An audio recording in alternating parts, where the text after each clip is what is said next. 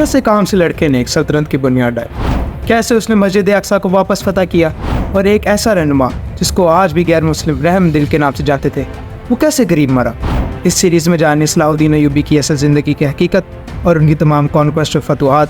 तो चलिए शुरू करते हैं।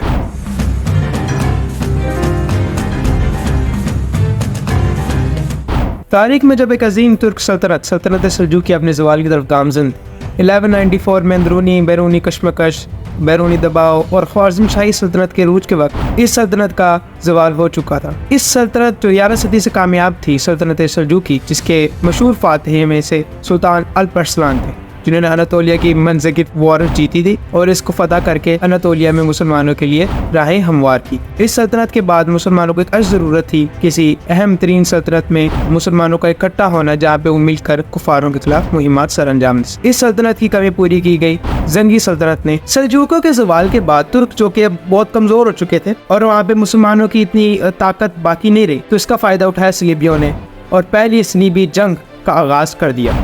पहले क्रूसेड्स में जेरूसलम यानी अल-कुद्स का मुहासरा किया गया और 15 जुलाई 1099 में 450 से कायम ज़्यादा मुसलमानों की अहम तरीन ज़मीन अल-कुद्स को मुसलमानों के हाथों से छीन।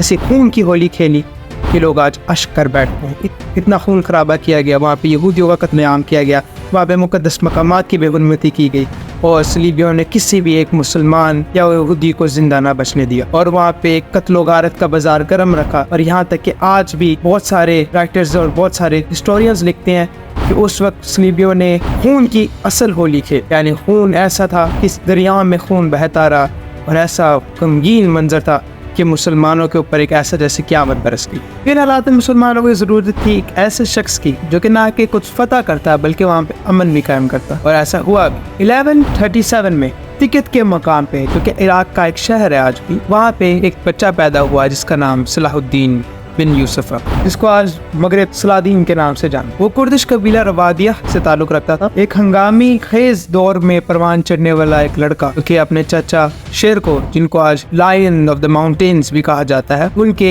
अंडर बहुत सारी छोटी बड़ी मुहिम्मात सर अंजाम दी और उनकी क़यादत में एक हिकमत अमली इख्तियार की और बहुत ही जहानत से अपनी तमाम मुहिम्मात को सर अंजाम। जैसे सलाहुद्दीन अय्यूबी बड़े हुए, उन्होंने अपने चाचा शेर को के साथ बहुत सारी मुहिम्मात सर की। इन तमाम मुहिम्मात में आपने अपनी सलाहियतें दिखाई और कायदाना सलाहियतों की बदौलत आपको बहुत ज्यादा शोहरत हासिल हुई। इन तमाम सलाहियतों में सबसे अहम वाली मुहिम्मात वो थी जब आपने मिस्र को फतह किया और उसको सल्तनत जंगी के हिस्से में शुमार किया। मिस्र उस वक्त फातिमिद खिलाफत के अंडर था, यानी वहाँ पे एक फातिमी खिलाफत थी जो कायम की गई थी, जो कि शिया सल्तनत थी और वहाँ पे उन्होंने शिया खिलाफत कायम की गई। मिस्र जो कि जंगी सल्तनत के लिए एक अहम तरीन ताकती मरकज था, अपनी दौलतमंदी की वजह से और स्ट्रेटेजिक इंपॉर्टेंस की वजह से मिस्र को नूरुद्दीन जंगी की बहुत ज्यादा अहमियत हासिल थी। इस अहमियत की वजह से नूरुद्दीन जंगी चाहते थे कि उधर एक अपना ईमानदार वफादार किस्म का बंदा गवर्नर तैनात करे। तो 1169 में क्या हुआ कि नूरुद्दीन जंगी ने सलाहुद्दीन अय्यूबी को वहाँ का गवर्नर तैनात कर दिया। सलाहुद्दीन अय्यूबी और जंगियों की जो ताल्लुकात थे वो